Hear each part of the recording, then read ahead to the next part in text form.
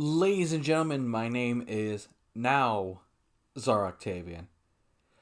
I am your host, your imperator, and your first citizen.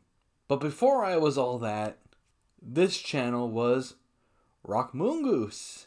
I started this channel 11 years ago. I've been on YouTube for 16 years. In the beginning, I intended for this YouTube channel to be a MOBA review channel. Take a shot every time I say the word channel. Since MOBAs were very popular at the time, and I was deeply obsessed with the genre. For a cavalcade of reasons, I stopped after a few episodes, and I did not come back until January of this year with my Solid Snake flu video.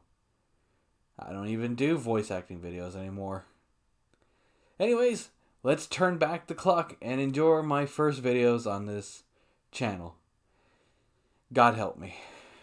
Welcome to the Splash Zone, where we think big and dive into the overwhelming world of MOBAs. This episode, League of Legends. Splash Zone.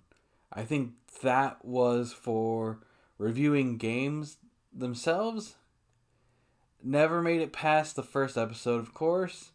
Thankfully, this one is only a minute and a half long. Oh god, the laptop mic.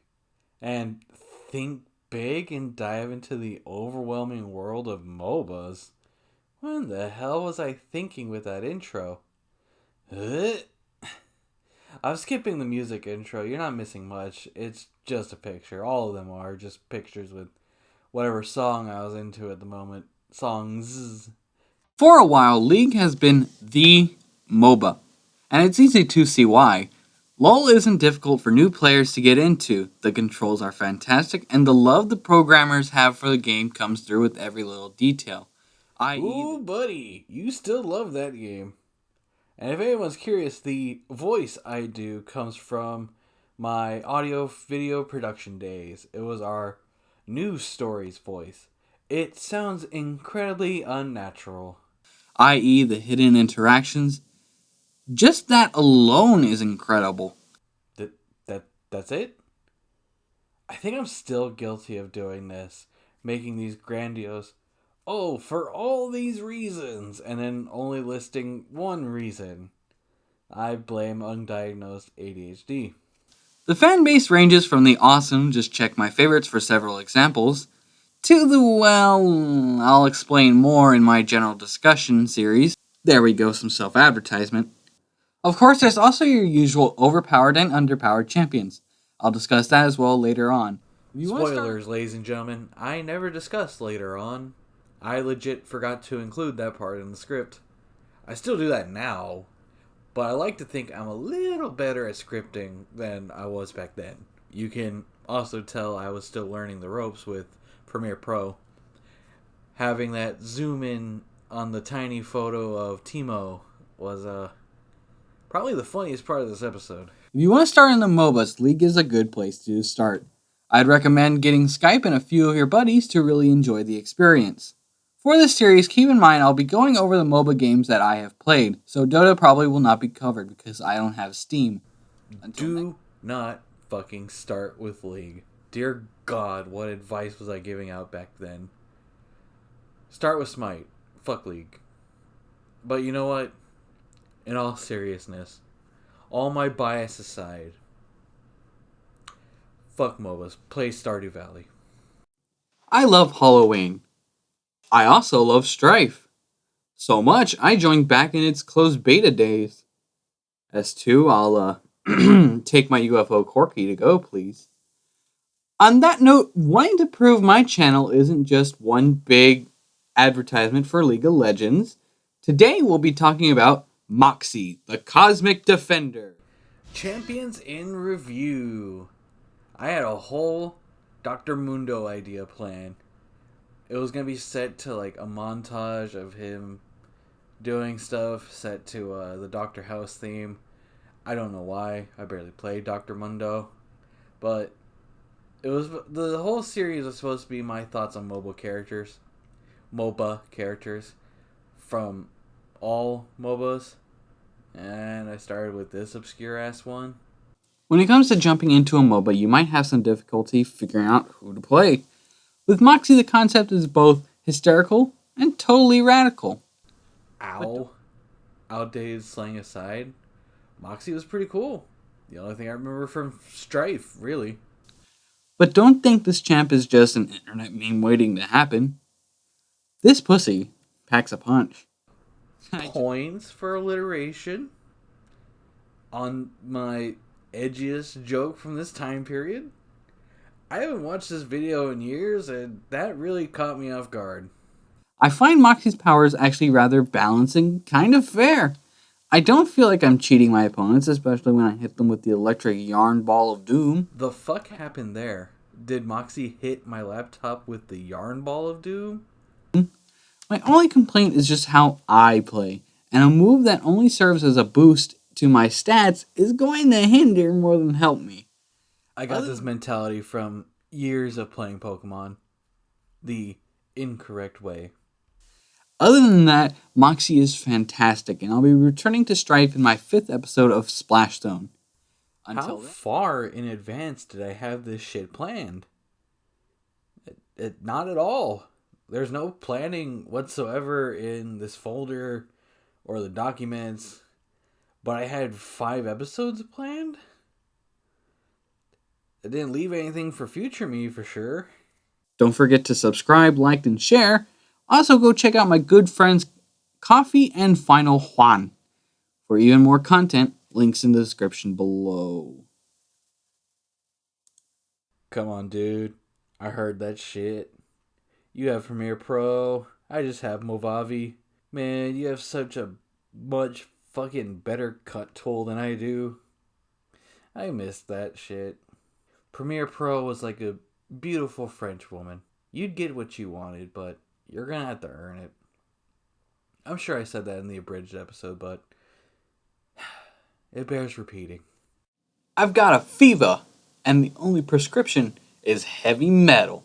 Now, for this review, I'll be going over the songs that I have an opinion on, which means I won't be discussing Orb of Winter, Wrecker, and The Prophecy, the latter being an intro.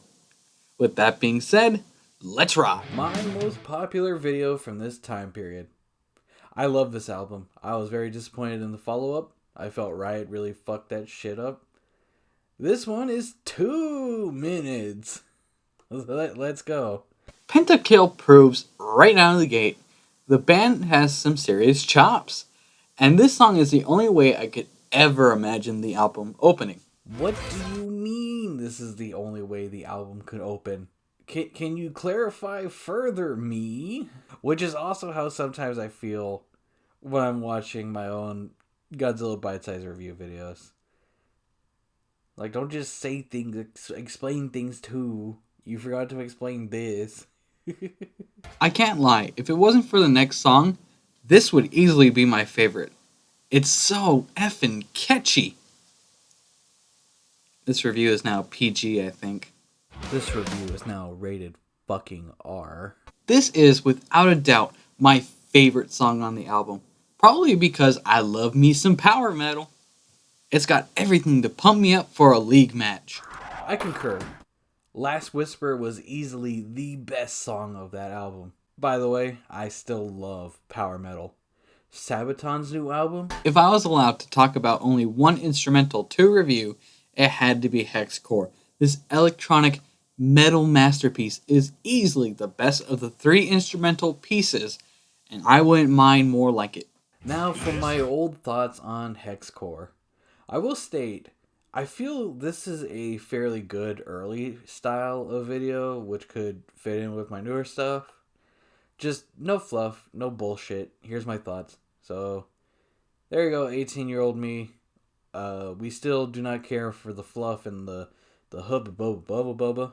It's just straight, here's my opinions. And it will continue to be that way. If it weren't for Orb of Winter, I'd say this would be a great way to close out the album. While not one of my personal favorites, Thornmill is still a very solid song. The album might be short, but man is it awesome. Wright went all out, and it certainly shows with this rather epic album, and I'm eagerly awaiting the next one. You're gonna be very disappointed, kiddo.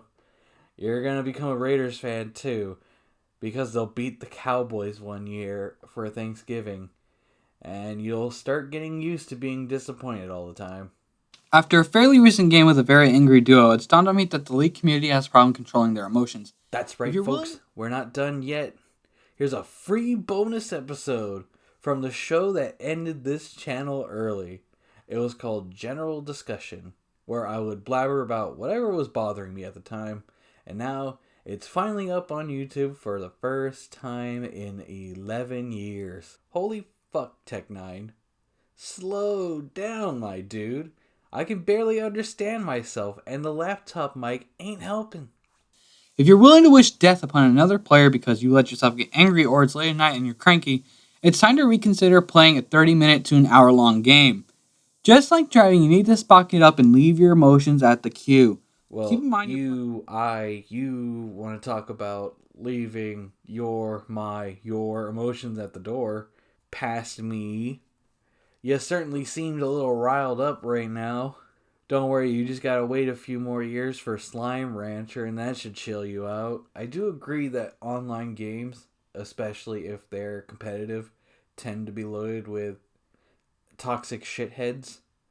But I'm also a very competitive doo-doo head myself, who really does not like to lose. Also, I really needed to touch a titty. I still do, but I used to too. Keep in mind you're playing a game where you can have a team with a robot, a pirate, a Viking, a ninja, and a little girl. Thank God that was only a minute. I hope y'all enjoyed me suffering through my past works. Now, if you excuse me, I'm going to get the same level of irrationally mad at the Monsterverse again. I'm TsarOctavian. Gloria. Rome. Ooh, see